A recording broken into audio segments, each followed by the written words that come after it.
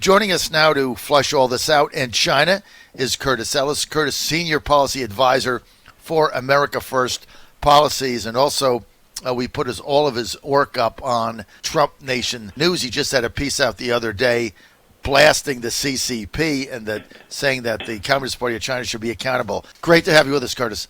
Hey, it's great to be here, John. Let's start with the text that you sent me in Knoxville, 10 suicides in 2 days. Yeah, this puts a real face on what President Trump had said and what you've been talking about. There is a cost to shutting down the economy. Make no mistake, there is a cost. One of the idiot reporters in the Rose Garden yesterday seemed to question this. He or she asked Fauci, the Grim Reaper, what kind of numbers do you have? Do you have any? Do you have any numbers when President Trump said that there will be an increase in suicides? Yes, there will be. Go to Portsmouth, Ohio, and you'll see the increase in opioid addiction because there are no jobs there. The steel industry gone. You go to the places where there are no jobs. That's where the alcoholism rate and the drug addiction rate is through the roof. And by the way, you get addicted to drugs. You can't turn that on and off like a spigot. The way they think they can turn the economy on and off like a spigot. People stay hooked. They stay dependent on these substances. You break up with your wife or your husband. You don't just get back together when they say, okay, lockdown over, business back together again, everything's hunky-dory. And by the way, if businesses go out of business, if they go bankrupt because the government's taking a little too long to get the check, or, I don't know, maybe, John, you have 100% faith in the government will be able to catch everybody, and nobody and no business will slip through the cracks in this wonderful safety net they're building for the global economy and for the national economy. Curtis, they don't even know how they're getting this money to small businesses. Nobody that I've talked to has any idea what the criteria is.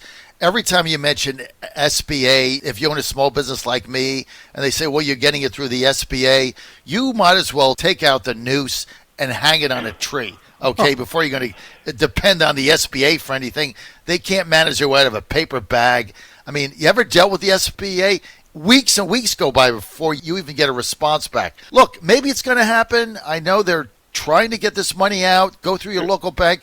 It's going to be weeks. Meantime, the other thing that you mentioned, marital split-ups. Couples with families, you get this stress. Marriages start splitting up. You had custody battles all over the place.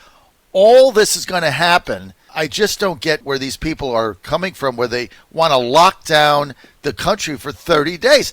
And I keep asking people. Steve's on my show earlier. He says, we have to do this until we get to the other side. What's the other side? Define that. No one can define that for me. What does getting to the other side mean? No, exactly. Well, no death. I mean, that's the thing, is apparently they seem to live in this... there seems to be a presumption among some of these experts, like my little pretty Dr. Fauci, the Grim Reaper, and my little pretty, that we can eliminate death, that no old, sick person will die. If we do this, there's a question for you. See, now they've built this model, right? The University of Washington model that Dr. Birx was talking about, that they based these estimates on. 200,000 people could die. I looked at the model. I say, well, he's saying 84,000. So 84,000 deaths could be as high as 84. Becomes 100 to 200,000. Okay, and it's based on WHO, World Health Organization, data. Well, that immediately is suspect because the World Health Organization is a cat's paw of the Chinese Communist Party. The World Health Organization lies, just like China lies, and in fact, they lie better because they lie on behalf of the Chinese Communist Party. They're using the World Health Organization to push their propaganda line. So the data that the World Health Organization, I don't trust it, okay? Right off, I don't trust it. But then if you want to do models and modeling, and this is all supposition, this is all like, well, our econometric model says this. These are the experts that told us free trade would make us all rich, opening up trade. All of the experts, all of the modeling said, we're going to have 50,000 new jobs every day if we open up trade with China. Look what happened. All the libertarian whack jobs have been telling us this for years, that all you have to do is you just scour the globe for cheap slave labor, because it's the cost of labor that drives up costs. That's the number one cost. So you scour the earth for the cheapest slave labor that you can possibly find. You open everything up. It's a free movement of people and places. And then even though you don't have a job, you'll be able to save $10 on your next iPhone what I'm 12. saying is we have placed our trust in experts for so long, and the experts have always been wrong. They work on these academic models. Economics is not a science. Economics is playing with numbers. And it has proven itself incompetent. So now they have health economics and health econometrics. And so if they want to use these models, and they can tell us with, some degree of certainty, it's going to be 100,000 or 200,000. That's quite a range there, It's like 100% off. Tell me this. Riddle me this, Dr. Fauci. If we do everything you say, how many of those 95-year-old, overweight, diabetic, emphysema-ridden, heart disease people will we save? You're giving us a number of how many people could possibly die if we do nothing, which, of course, nobody is saying do nothing, okay? So tell me this. What's your number of how many of the seriously ill with 3 comorbidities, very old, sick people are not going to die if we do what you say? Mm-hmm. I mean, that's the question. That's a great question.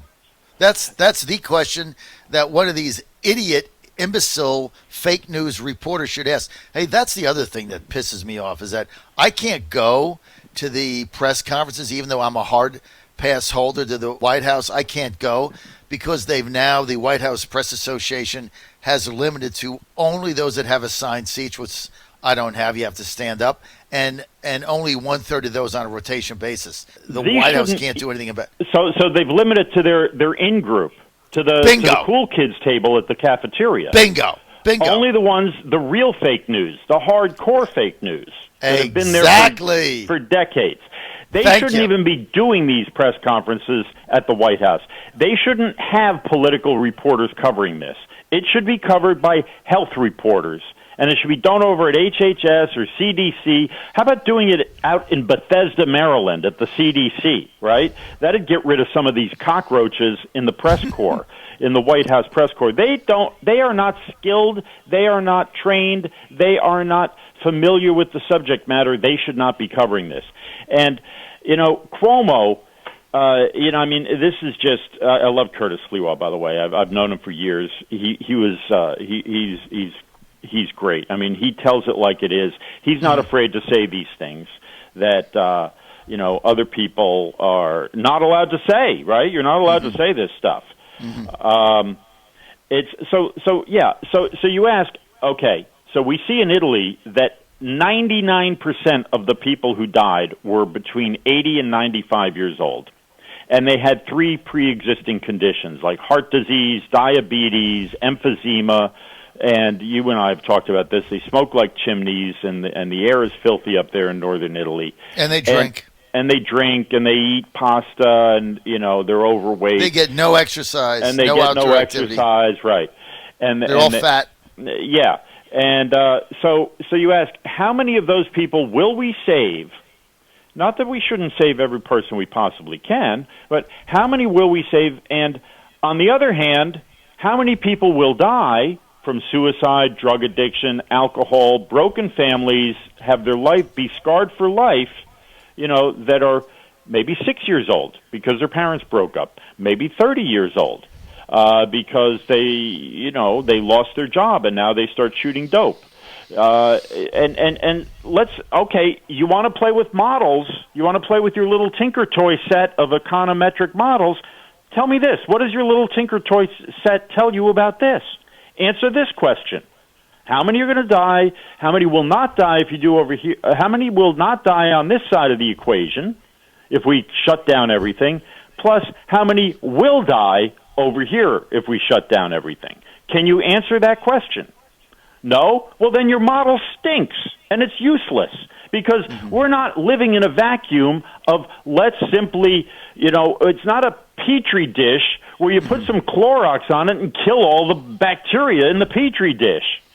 We're living in a real-world situation with many different things going on, and death comes at you from all sides, from many sides. So do you think we're going to eliminate death altogether? No. And anybody who makes believe that we are is living in a fantasy land. It's insane. Curtis Ellis, you're so now, right. I'm not arguing for any particular course here. Let's make this clear. I'm just asking uncomfortable questions. Right. These are uncomfortable questions. And of those people in Italy who died, how many would have been saved and for how long? Nobody wants to ask these questions. You're not supposed to do them. MSNBC is not going to ask them. But these are the tough things you have to ask when you look at 10 suicides in Knoxville over the weekend, right? This is, I'm telling you, Curtis, and then, I have lived through this. Questions you're not supposed to ask. John, how long were we called wackos when we questioned globalization? Oh, the terms of globalization. Now everybody sees the cost of globalization. Do you want to shut down the economy so that we can have daily cheap flights from China? I mean, that's what happened in Italy. They had wholesale migration and investment from China, which triggered this thing. And you want to have open borders? When I was a kid, I used to see the quarantine center in Clifton, New Jersey.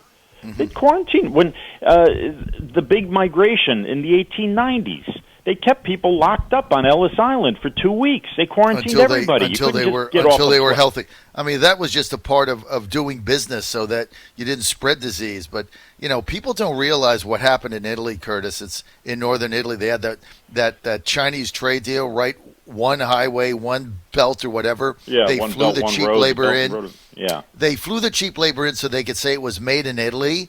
Right, the leather goods, but it was all Chinese. There was 100,000 Chinese living in northern Italy. They had their own towns. They had their own police. They had their own system of government. Right. I mean, the Italians were powerless to do anything. They took over all the neighborhoods. Anybody that was making stuff themselves, little shopkeepers, went out of business because they were able to underprice them. Because 9 of them would come there and live in one room and work for $1 an hour. I mean, all this stuff is reality. And now let me just say before we run out of time here. So yesterday, President Trump said something about face masks. We shipped 350,000 face masks to New York, and the hospitals are saying they don't have enough. What happened to them? And people are going, crazy, like, Trump is nuts. Excuse me. We're talking about New York City here. Right, and I don't know if I think Curtis Sliwa touched on this a bit. You're going to tell me, I live in New York, you're going to tell me that you get a truckload of these face masks and they go to a hospital and they disappear, that none of the nurses, none of the people in that hospital, none of the people in the warehouse unloading the truck might possibly take a box or two that they can sell on the black market. I mean, what kind of control do they have in place on all of these things? You have these goods, face masks, you could sell them at the corner bodega in Brooklyn or in the Bronx probably for $5 or $10 each. And if you've got those good N95 face masks, here in New York, we didn't need Amazon to sell a bottle of hand sanitizer for $150. We've got our own alternate distribution system for selling goods like that. It's called the mafia, right? I mean, it is not outside of the realm of possibility that somebody is diverting some of these critically needed supplies and hawking them off the back of the truck and selling them somewhere else. Especially when you hear Cuomo get up there and say, the states are bidding against each other, okay? The states are bidding against each other for face masks. So you're going to tell me that there's not some criminal enterprise that figured out, okay, well, let's take 1,000 of these face masks that are shipped to New York via the FEMA, and we'll take them off the back of the truck, and we're going to sell them to Pennsylvania, to a hospital in Pennsylvania. These could happen. Now, Cuomo actually brought that up in March 5th, a press conference, When he says it, when Cuomo says it, everybody says yay. When Trump says it, they say, oh my God, he's crazy, this is horrible, you can't say that. Cuomo says we have to, on Friday, he says we have to balance public health and opening the economy. And I think the federal government's doing that too. That's what he said on Friday. When Trump says we have to balance, we have to get back to work, they say, oh, you want to sacrifice people on the to the gods of Wall Street. You have They're blood saying on the your same hands. thing. I mean, this is just so disgusting. And so what we're seeing here in New York, as Curtis Sliwa is telling you, the Mayor de Blasio, it's like the plan seems to be to lock down businesses but unlock Rikers Island. I mean, they're letting people out. I mean, this is so upside down. Why are they letting people out of Rikers Island? Because they're afraid they're going to catch coronavirus. So they just let them out? Yeah, so they just let them out on the street. Like they're not going to, they're going to let them out on the street, but they're not going to catch coronavirus on the street. I mean, I thought we're not supposed to go out on the street. So they're going to lock up people like me and unlock the crazy the inmates. And Cuomo is running for president. Make no mistake. Mark my words. Here's a prediction. Come the Democratic convention, Joe Biden is going to step aside or be pushed aside, and they're going to replace him with Cuomo. That's the game. That's the game Cuomo's aiming for. That's Cuomo's game. The Democratic, the powers, the behind the throne, Mike Bloomberg, who bought the party, the Wall Street donors, all of those people realize Joe Biden is pathetic, can't get the job done, and they're going to figure out a way to do it. One way they could do it, they put out the word, the remaining primaries get canceled, Biden gets to the convention, he doesn't have the 1,991 votes to win on the first ballot, boom, Katie barred the door, anything can happen. That's the game plan, mark my words. You know what? You might be onto something. That he's just playing to be their nominee in 2020, and you're right. They keep canceling these primaries. Nobody's got 1991 going to the convention. Sanders is not going to be the nominee, so it's open. Then the superdelegates come into play. Then Cuomo parachutes in, and he's the nominee. Yep, that's what they're going to do. Curtis Ellis, exactly the plan. Curtis Ellis, man, thanks for being with us. Great segment. Hey, one more question. I know Kara's trying to get me out, but you're in New York. When you look out the window now, is there anybody on the street? There are a few people on the street. I'm looking at the window now. There's nobody on the street. You see a person walk by now and then. There's a park at the end of the block. Actually, I see somebody at the street at the taco joint, the taco restaurant. They do takeout. And you're basically, you live like lower Midtown, right? Just. No, I live in the East Village. I live in the East Village. Okay. Yeah, I live in the East Village. This is, it used to be a lot rougher. A block from where I live, Curtis Sliwa used to live a block from where I lived back in the 1980s. That's when it was a rough and tumble That's when it was a rough and tumble war zone. Now he was shot in the back of a cab there in the 1980s. He was shot. Now it has that whole East Village has been revitalized. Yeah, and so it's a younger crowd here, younger demographic.